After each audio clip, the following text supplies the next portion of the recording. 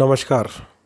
मैं नरेश कुमार जेठिया आप सभी का इस यूट्यूब चैनल एनजे सोशोलॉजी में हार्दिक स्वागत करता हूं।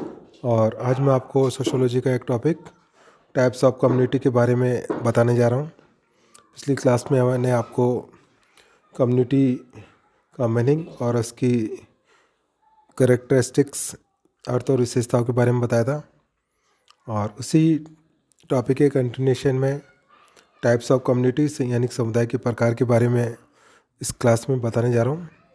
इससे पहले कि हम टॉपिक को स्टार्ट करें, आपसे मैं रिक्वेस्ट करना चाहूँगा कि आप इस चैनल को सब्सक्राइब कर लें, साथ में बेल आइकन को भी प्रेस कर दें ताकि आपको नोटिफिकेशन टाइमली मिलते रहें। तो स्टार्ट करते हैं टॉपिक टाइप्स ऑफ कम्युनिटी, समुदाय के प्रकार। बहुत सारे समाजशास्त्रियों ने समुदाय के बहुत से प्रकारों का उल्लेख किया। इसमें किंग्सले डेविस ने बताया कि समुदाय का वर्गीकरण करने के लिए 4 अंतर संबंधित तत्वों या कसौटियों के काम में लिया जा सकता है। इस जनसंख्या आकार, समुदाय के चारों ओर के प्रदेश का विस्तार यानी कि संपत्ति आबादी, संपूर्ण समुदाय में समुदाय के विशेषीकृत कार्य और समुदाय के संगठन का प्रकार। इस प्रकार प्रोफेसर डेविस ने प्रमुख आदिम जातियों और गांवों में अंतर स्पष्ट किया। इसके अलावा आपने ग्रामीण और नगरीय समुदायों पर बहुत विस्तार से प्रकाश डाला। अधिकांश मानव इन 2 प्रकार के समुदायों से अपना जीवन व्यतीत करते हैं, यानी कि ग्रामीण और नगरीय समुदाय। मैकाई और पेज ने ग्रामीण, नगरीय समुदाय और क्षेत्रीय समुदाय को उल्लेख किया। और इस प्रकार बॉगाडस ने 4 प्रकार के समुदाय बताए: ग्रामीण समुदाय, नगरीय समुदाय, क्षेत्रीय समुदाय। और नेक्स्ट है 4th जो है राष्ट्रीय समुदाय यानी कि राष्ट्र। तो इस प्रकार हम देखते हैं कि अलग अलग समाजशास्त्रियों ने समुदायों के अलग अलग प्रकार बताया। हम इन सारे आधारों पे जो प्रमुख प्रकार है उसके बारे में हम बात करते हैं। इसमें पहला है रूरल कम्युनिटी यानी ग्रामीण समुदाय। ग्रामीण समुदाय मानव आवास का एक रूप है जिसकी प्रमुख विशेषता है लघु आकार, कम जनसंख्या, जीवन यापन के लिए लोगों की प्रकृति पर निर्भरता। यहाँ पे कृषि मुख्य व्यवसाय होता है, संबंधों में घनिष्ठता, आत्मीयता पाई जाती है और प्रकृति से इनका घनिष्ठ संबंध होता है। इसके साथ सरल और सादा जीवन होता है। सामाजिक गतिशीलता का अभाव पाया जाता है। धर्म, प्रथा और रूढ़ियों का अधिक प्रभाव होता है और परिवार का जीवन में अधिक महत्व होना, संयुक्त परिवार प्रणाली का प्रचलन होता है। और ये सभी विशेषताएं ग्रामीण समुदाय की विशेषता होती है। दूसरा है नगरीय समुदाय, अर्बन कम्युनिटी। नगरीय समुदाय ग्रामीण समुदाय के विपरीत विशेषता वाले क्षेत्र होते हैं।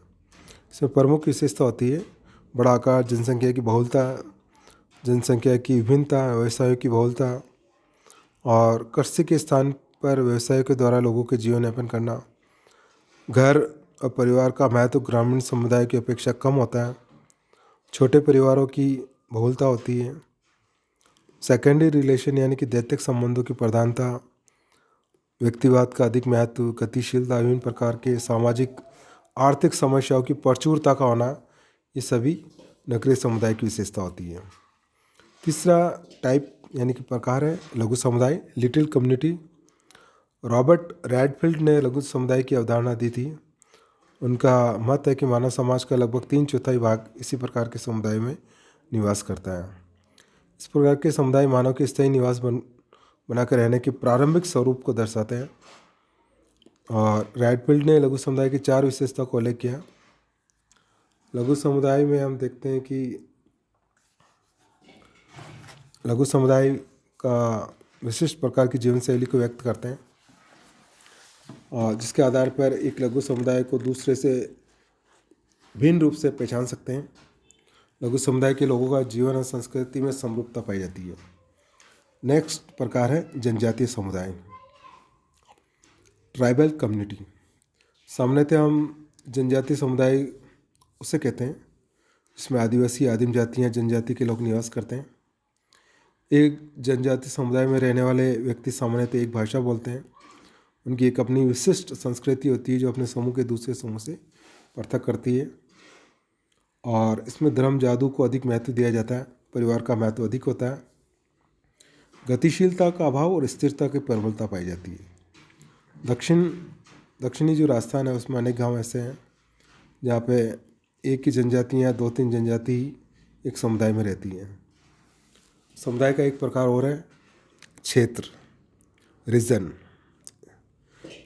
विद्वानों ने क्षेत्र या प्रदेश की व्याख्या उसकी प्रकृति के आधार पर की है।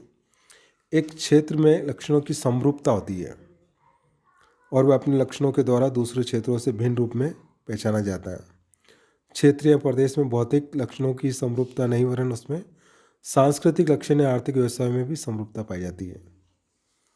और हम कह सकते हैं कि भौगोलिक तत्वों की समरूपता पाई जाती है, उसकी एक विशिष्ट स्थिति होती है, उसके लक्षण एक जैसे होते हैं और ये परिवर्तनशील होते हैं। इनकी व्याख्या वर्गीकरण सिद्धांतों के आधार पर किया जा सकता है।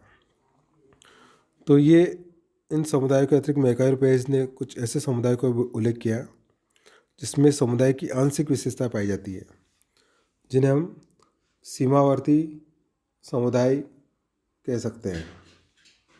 सीमावर्ती समुदाय के एग्जाम्पल हैं, ये जो सीमावर्ती समुदाय का जो कंसेप्ट है वो मैकाइवर ने दिया था, जिसमें हम देखते हैं कि ग्राम जनजातीय समूह जो एक क्षेत्र विशेष बसा हो, कस्बा, नगर, राष्ट्र समुदाय के उदाहरण होता है।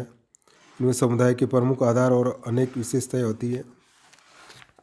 इनके अलावा कुछ समूह अथवा संगठन ऐसे भी होते हैं जिनके संबंध में ये भ्रम पाया जाता है कि समुदाय है अथवा नहीं है। इसका कारण ये है कि उनमें समुदाय की कुछ विशेषता पाई जाती है और कुछ नहीं पाई जाती है। मतलब ऐसे समुदाय जिनको समुदाय कहा जाए या नहीं कहा जाए, ये एक भ्रमपूर्ण स्थिति होती है। ऐसे समूह जिनके समुदाय होने के संबंध में भ्रम है, परंतु जिनमें समुदाय की कुछ विशेषताएं मौजूद हैं, उनको हम सीमावर्ती समुदाय के अंतर्गत सम्मिलित करते हैं। तो पहला है, क्या जाति एक समुदाय है? जाति में समुदाय की कुछ विशेषताएं पाई जाती है, जैसे जाति व्यक्तियों का समूह होता है। जाति के अंदर हम की भावना पाई जाती है, लेकिन जाति का अपना एक क्षेत्र नहीं होता है। एक भौगोलिक जो स्थान सुनिश्चित होना चाहिए वो नहीं होता। हालांकि जाति का एक विशिष्ट नाम भी होता है, लेकिन एक भौगोलिक प्रदेश नहीं होता है। भौगोलिक क्षेत्र जो एरिया होना चाहिए वो नहीं होता है। इसी कारण हम जाति को समुदाय नहीं कह सकते हैं। फिर एक और है कि जेल या बंदी गृह एक समुदाय है। जेल भी व्यक्तियों का समूह होता है, उनका निश्चित भौगोलिक क्षेत्र होता है, लेकिन जेल में निवास करने वाले लोगों में कुछ मात्रा में सामुदायिक भावना भी पाई जाती है। इस आधार पे मैकाइवर ने जेल को समुदाय माना, लेकिन हम ये कह सकते हैं कि जेल में जो कैदी रहते हैं उनकी जेल के प्रति हम की भावना नहीं होती है, लगाव या अपना तो नहीं होता। वो मजबूरी में वहाँ निवास करते हैं, इसलिए जेल को भी हम समुदाय नहीं मान सकते हैं। नेक्स्ट है, क्या पड़ोस एक समुदाय है?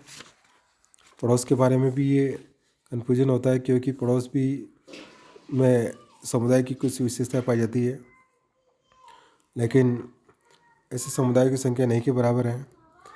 पड़ोस सामान्यतः इसमें क्षेत्र नहीं होता, क्योंकि आवश्यकताओं की पूर्ति नहीं होती इसमें, और जीवन स्तर में भी काफ़ी भिन्नता देखने को मिलती है। हम देखते हैं कि जैसे शहरों के अंदर लोग पड़ोसी तो को एक दूसरे को जानते तक नहीं हैं। एक ही मकान में रहने वाले लोग एक दूसरे से अपरिचित होते हैं। ऐसी दशा में उसमें एक मकान की जगह हम ये कह सकते हैं कि जैसे एक जो फ्लैट जो एरिया होता है, एक बिल्डिंग होती है जिसमें अलग अलग फ्लैट होते हैं, एक दूसरे से अपरिचित होते हैं। हालांकि वो पड़ोसी होते हैं भौतिक रूप से, लेकिन वो उनमें हम की भावना जो होती है वो नहीं होती है। आजकल हम देखते हैं कि पड़ोस का विकास जो है स्वतः नहीं होता। जानबूझकर हम यहाँ आम जो लोग हैं वो कॉलोनियाँ विकसित करते हैं और उनका एक नाम दिया जाता है, जैसे कर्मचारी कॉलोनी, मजदूर बस्ती आदि। और यहाँ नियमों की कोई सामान्य व्यवस्था नहीं पाई जाती है। तो इस आधार पर हम पड़ोस को भी हम समुदाय नहीं मान सकते हैं। तो ये एक भ्रम की स्थिति थी जो समुदाय की विशेषताओं के आधार पर स्पष्ट हो जाती है कि जाति, जेल या पड़ोस समुदाय है या नहीं है। तो ये विशेषताओं के आधार पर सुनिश्चित हो जाता है कि ये समुदाय की श्रेणी में नहीं आते हैं। अब हम बहुत ही संक्षिप्त में समुदाय और समाज में अंतर की बात करते हैं। तो समुदाय व्यक्तियों का समूह है, जबकि समाज सामाजिक संबंधों का जाल है। और व्यक्तियों का समूह होने के कारण समुदाय मूर्त है, जबकि समाज सामाजिक संबंधों का जाल होने के कारण अमूर्त होता है। और समुदाय का अपना एक विशिष्ट नाम होता है, जबकि समाज का अपना कोई नाम नहीं होता है। और समुदाय के अंदर निश्चित भूभाग होता है, जबकि समाज के लिए निश्चित भूभाग होना आवश्यक नहीं होता है। और समुदाय समाज का एक भाग है, और एक समुदाय में एक से अधिक समाज नहीं हो सकते, लेकिन एक समाज व्यापक है। एक समाज में कई समुदाय हो सकते हैं। तो धन्यवाद। आप सभी को ये वीडियो अगर पसंद आया तो इसे लाइक कीजिए, शेयर कीजिए। धन्यवाद।